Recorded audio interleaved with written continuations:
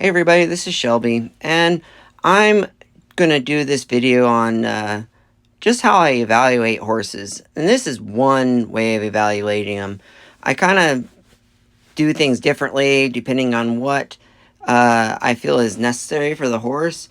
And each one's individual, each one's had its own amount of training and style of training. Each one is mentally, emotionally a little bit different. And this is just one way. And I just felt it was good to make this. So what I did here is I put Coda in the arena.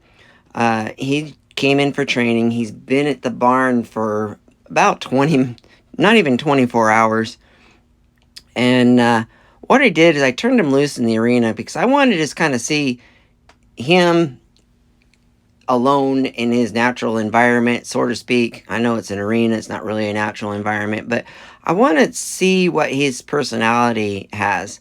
And what I thought was kind of funny about this horse is that he's at the farthest point of the arena. He's farthest away from all the other horses at the barn. I mean, like, behind him is like the forest where we go in and we hit the trails.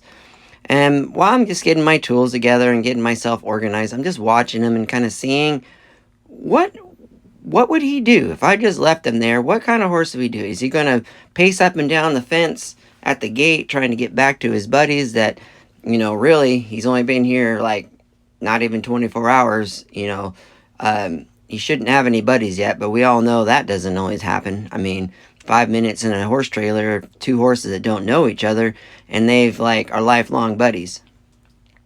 But he kind of walks around, kind of checks things out. He's just, content, and that is great. I like that with him.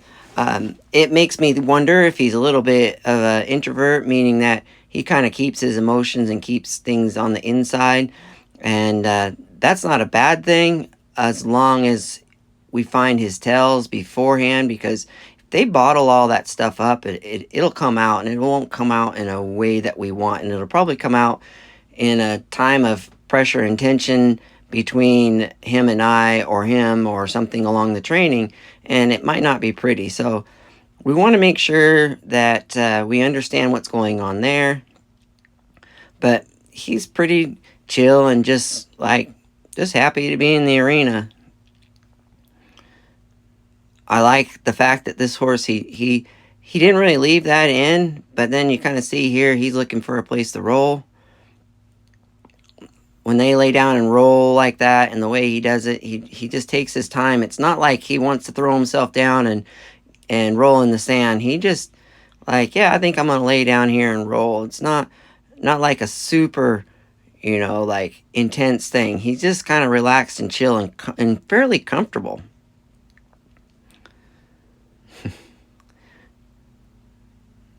I see there, like he's not in a rush to roll because he's got to roll and get up. He kind of just takes his merry time, which is good because he's pretty. That tells me he's pretty relaxed and pretty comfortable with the situation that he's in.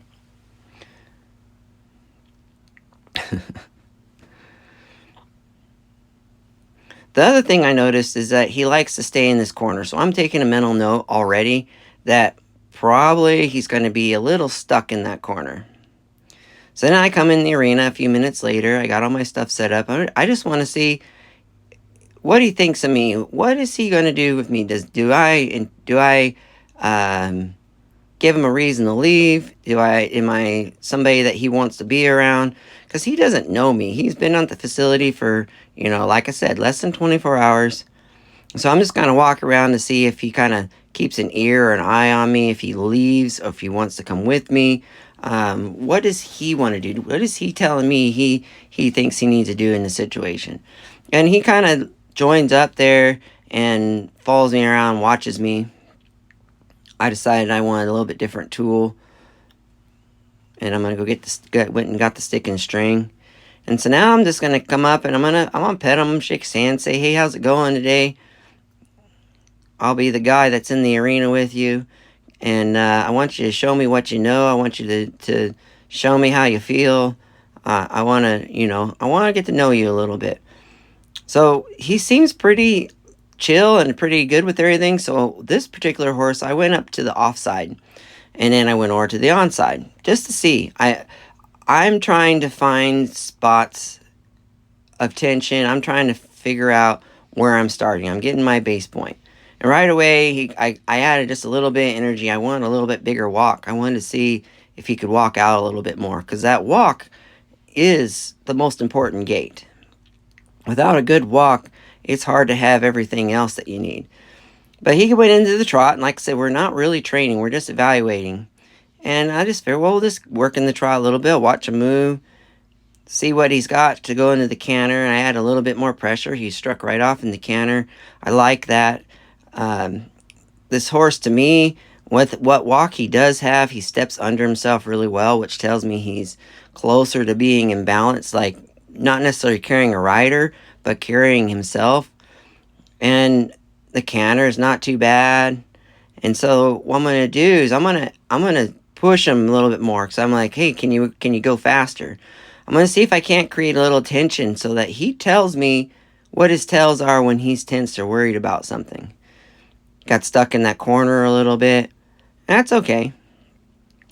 The other thing I really noticed about this horse is he had quite a bit of round pen work before I got him, and that was why I put him in the arena. I wanted to see if he could stay on a circle with me, or if he was going to use the fence to help direct him. And if you watch, he uses the fence to do a lot of his direction. He follows that fence line. And that's just a little bit of an out of balance, because I'd like him to just be working a circle around me, especially if I don't have a lot of pressure. But instead, he goes all the way into the corners, and he kind of gets stuck. It's hard to see in the video, but he kind of pulls that 45-degree turn like deep in the corners, especially at that far end. Not as much at the gate, but he still comes really deep into it. And that's not a problem. It's not out of balance, but it's not like the end-all be-all. Because like you see when he comes up here, he's right along that fence. That time he came off the fence line a little bit better. And the reason being there is because he likes being at the side for the forest for whatever reason.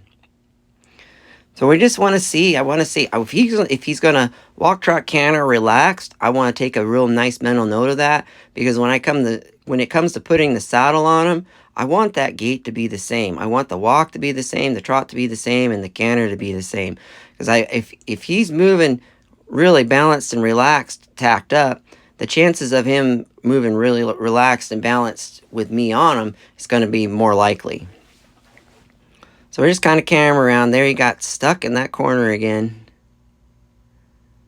It's kind of funny, you know. He was in there like 3 minutes and he picked that corner. Just gonna move him around. He keeps his ear on me. And so I stopped. And it took him a minute. And he's like, oh, we're done. I said, no, you can just stay out there. I just wanted to see if you were paying attention. And, you know, it took a little bit, but I don't expect him to be perfect. This is just a baseline for me. So he stopped. He quit coming in. I'm going to go out and pet him, say, hey, you're doing fine. I'm pretty happy with everything you're doing here. And then when I walk up to him, I want to know if he's going to leave or if he's going to stay. Just another test, just another way of getting that baseline.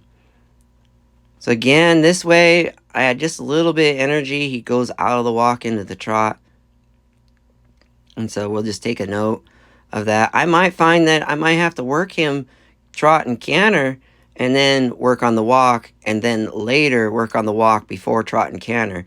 And you know, sometimes you just have to adapt and work with the horse better. I think that it's easier to be more successful that way. If this horse needs to canter around before I work on the trot and trot around before I work on the walk, that's fine. Eventually he'll be able to go walk and then trot and then canter. But if I've got to start from the end and work back to the beginning, that's all right. Again, this side he's a little bit more quick on his canter. It's not bad. It tells me he's a little bit out of balance. Feels a little bit rushed.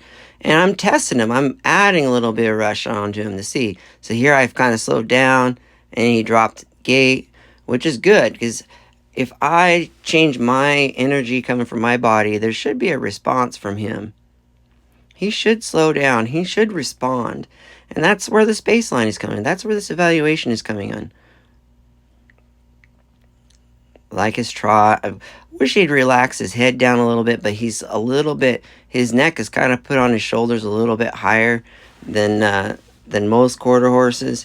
So if that's just his natural space and natural frame, that's fine. We'll work with that. We'll make him work out where he is, make his frame and help him along there, because we got to get him the balance to carry us as riders around, and we want the biomechanics to be good with him, so he lasts a long time, so his work isn't hard, so it's easier to ride, so it's easier for him to accomplish the maneuvers that we're looking for. Again, we're back down to the walk. I'm gonna stop. He stopped. I leaned back to see if he'd come in. He just stopped and looked at me, which is fine. Like, he doesn't know me, right? So the fact that he just stayed there and chilled was good. Then I walked up to him. I sat back to see if he was still paying attention. I wanted to give him every opportunity, if he didn't feel comfortable, that he could leave. And I pet him. And then, he pretty much joined up here. It isn't great, but he doesn't know me. He should be a little bit skeptical. What am I doing here? Now I'm going to go grab the halter. And he's ready. He's just like, hey, what are we doing next? I like that. I like that mental, emotional side of him. I get the halter. I walk out away from him. He pretty much comes and says, I'm on board. So putting the halter on, I just rest my arm up there. I wanted him to kind of follow it down there a little bit. And the same thing here. Like, he resists a little bit, then he brings his head down. Here, I'm holding on to the halter and I'm relaxing my arm. So the weight of my arm should bring his head down. And there's a little bit of resistance, not bad. But if you watch, as I put the halter on, his head is slowly raising up. So that's an area that I want to work on. I don't want the resistance when I put a halter on. I want him just to maybe take a big breath, lick and chew, something something to relax. So it's not the end of the world, but it's one area that I see that needs work, and that's what evaluation is for. So now we have him on the line. I switched to the dressage whip because we already did the stick and string. He responds to it, and he actually responds a little bit quicker than I'd like. Like, I wanted a bigger walk, and he went into the trot.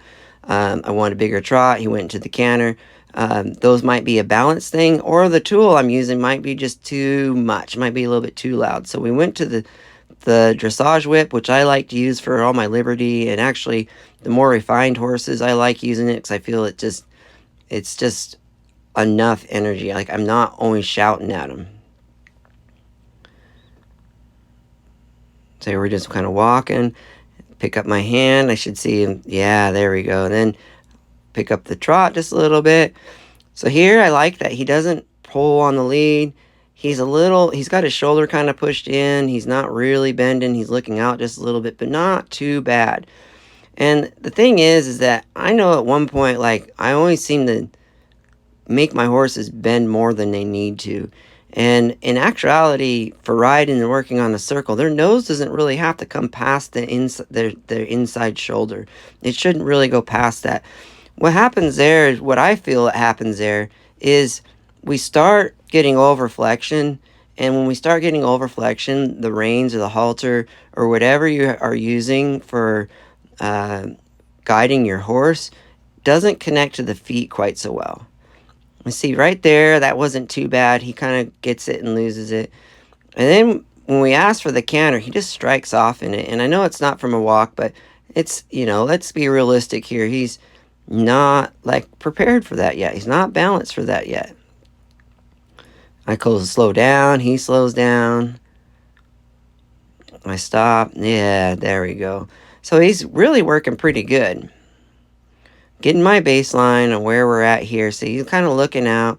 It's not the end of the world. Once he starts to give me that shoulder, then he'll bend just nicely. I pick up my hand. He goes into the canter. And here he kind of just keeps cantering. I'm like, dude, you should slow down. So I send a little wiggle. He stops cantering and he goes right into the trot. I'm like, well, let's go down to the walk. Then he kind of skips the walk altogether and stops. I'm not going to criticize him for that. We're just going to keep moving, and we'll ask him for the walk the other direction.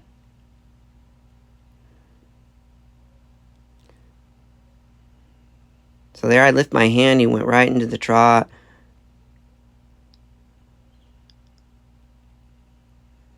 Going around, and I pick up my hand, he picks up the canter. This is nice. So like, I'm not working very hard. I'm not yelling at him. There's just a nice communication going on with this horse for the most part. There's spots that aren't great, but for the most part. So now we're going to test our backing up, and it's a little out of balance compared to his forward movement, especially in his leading up. So we'll touch bases on a couple different ways of backing him up. And then I'm going to set him up for failure, because I want to know if this horse is going to creep in on me when he's waiting. So I didn't square him up. Just left that one foot out there, because if he's a little heavy on the forehand, he's going to be leaning forward, and that's going to cause him to step forward. Doesn't. So then I'm going to see it happens. I'm going to square him up a little bit here. See if he can square up, because I don't know. There, now he squared up, waited. And he doesn't really like staying square, and he took a step forward there. So then I'll just ask him back a little bit more. And it's interesting, is he'll stay there without being squared up. Here he's pretty good. I'm not going to complain, so I'm just going to leave him here. He's kind of stomping and swishing his tail a little bit, probably from the flies or what have you. And then I leave, and he comes. He's ready, but he didn't creep in on me. So now I'm just going to use a little bit of physical pressure. Just tap him with the whip. Just not hitting him hard or anything, but I'm just tapping him to see if he'll move off of it. So here I want him to move that shoulder over, and he wants to back up. So I'm like, okay, well, we got to work on that here a little bit. And then finally he does, and I'll ask his haunches over, and then maybe to move forward a little bit. And I'm going to leave it there, because I got to come back. And to do it right, I'm going to come back with some other tools and at another date and work on that. So now I'm going to grab the flag, and we're going to see where we're at the flag. So I feel like this horse is desensitized pretty good, but with the tapping on him, it sounds like to me, or it showed me, that he needs to be sensitized a little bit more. So here I got the flag. I need him to move the flag, so we're going to use a little bit of driving pressure and give him the trot, move his haunches. And then I come up from the ground to his shoulder. Now he's seen it, because I gave him time to see it. And then he shows me one of his holes. And that's great. So now we'll just hit a little bit of training, because we want to see how long it takes for him to make a change. And how does that change work on both sides of the horse. And I also get a chance to see him tensing up a little bit, because I need those tells, so I know how much I can push and how much I need to support him. So there's quite a bit of rhythm going, and he kind of braces through there, and he's worried about it. But it took a whole like 20 seconds, and one more here, and then he's like, okay, I got it. So it tells me that is processing and trying to find a way to change. And that desensitizing, I ended up having to resensitize a few different things here. So that tells me that I'm going to spend a little bit of time sensitizing him, but not making him reactive. And then I come on this side, and since everything worked pretty well mentally, emotionally with him, when I come up to him with that shoulder, and this is his offside, there's not really anything going on. It went right through mentally, emotionally with him. And so I'm just going to drive him around, move around with it, and just kind of see if I can liven him up and get a little bit of driving pressure. So then when I come back with the physical pressure to balance him, that he's got a little better understanding, versus just like being heavy on him until he gets light to move the other direction with physical touch. Just kind of move him around, and as soon as he gives me his shoulder really well on this side, which I believe is coming up here, that's not too bad. There, we'll take that. Yeah, see, there. Then he kind of wanted to leave there a little bit, but that's okay. He didn't really pull. He's kind of trying to figure out what exactly I want. Touch bases on that shoulder that he was kind of flinching about earlier. Move his haunches around like he's not pulling or anything. So we're getting some good driving pressure going on here and getting some good movement off the driving side of things.